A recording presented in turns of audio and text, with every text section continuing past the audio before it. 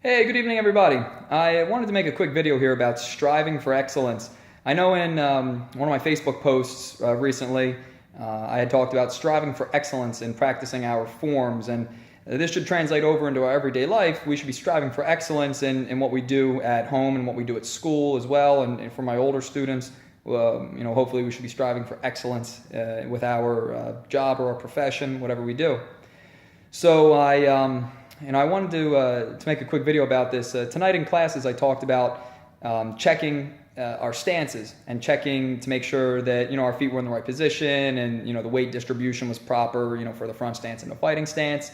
And I want all my students to do that. We talked about focusing our mind and thinking about what we did, how it was done, and then how we can make it better. Could we maybe make our stance a little better by shifting our weight, or maybe bending our knee a little bit more?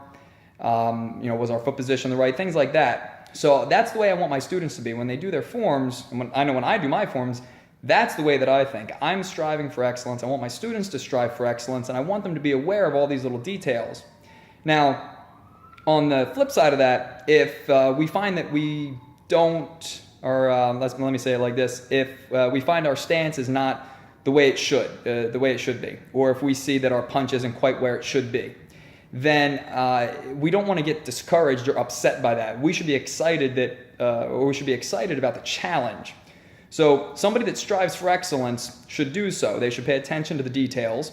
But if something's not right, we don't let that discourage us. We view that as a challenge, and we like challenges because challenges are how we grow. Challenges are how we make progress.